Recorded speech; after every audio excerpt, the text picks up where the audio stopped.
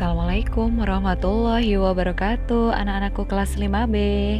Tetap semangat belajar di rumah ya.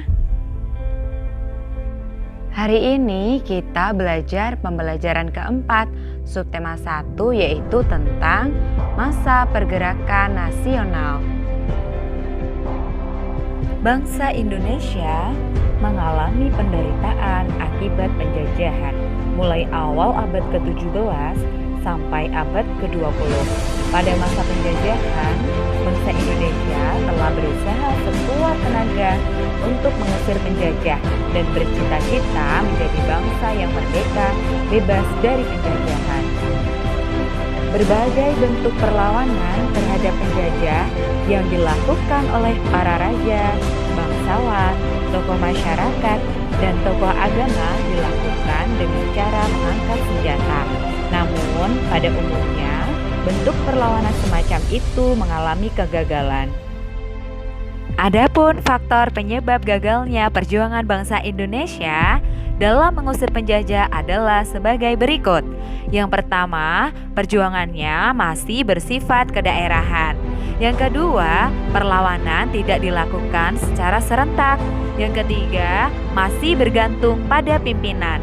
Jika pemimpin tertangkap, maka perlawanannya pun akan terhenti.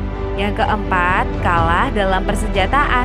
Dan yang kelima, Belanda menerapkan politik adu domba atau disebut dengan divide et impera. Berdasarkan pengalaman tersebut, kaum terpelajar ingin berjuang dengan cara yang lebih modern, yaitu menggunakan kekuatan organisasi. Lahirnya organisasi-organisasi tersebut menandai lahirnya masa pergerakan nasional. Tahukah kamu, masa pergerakan kebangsaan dibedakan menjadi 3 masa, yaitu masa awal atau masa perkembangan pergerakan nasional, masa radikal, dan masa moderat. Mari kita simak baik-baik ya untuk penjelasan ketiga masa pergerakan nasional tersebut.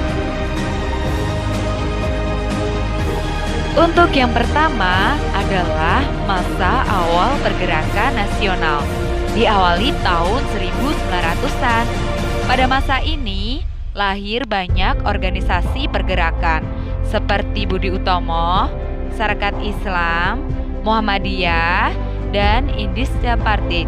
Salah satu organisasi yang besar pengaruhnya terhadap pergerakan nasional adalah organisasi Budi Utomo. Pada hari Minggu, tanggal 20 Mei 1908, Sutomo beserta kawan-kawannya berkumpul di Jakarta. Mereka sepakat mendirikan organisasi Budi Utomo yang berarti usaha mulia.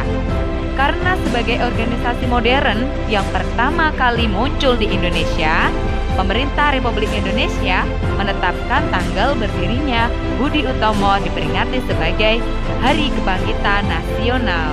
Untuk yang kedua, yaitu pada masa awal radikal pada tahun 1920 sampai 1927-an. Perjuangan bangsa Indonesia melawan penjajah pada abad ke-20 disebut dengan masa radikal karena pergerakan-pergerakan nasional pada masa ini bersifat radikal atau keras terhadap pemerintah Hindia Belanda. Mereka menggunakan asas non-kooperatif atau tidak mau bekerja sama. Organisasi-organisasi yang bersifat radikal adalah Perhimpunan Indonesia atau PI, Partai Komunis Indonesia atau PKI, Nahdlatul Ulama atau NU, dan Partai Nasional Indonesia atau PNI. Yang ketiga yaitu pada masa moderat tahun 1930-an. Sejak tahun 1930, organisasi-organisasi pergerakan Indonesia mengubah taktik perjuangannya. Mereka menggunakan taktik kooperatif, yaitu bersedia bekerja sama dengan pemerintah Hindia Belanda.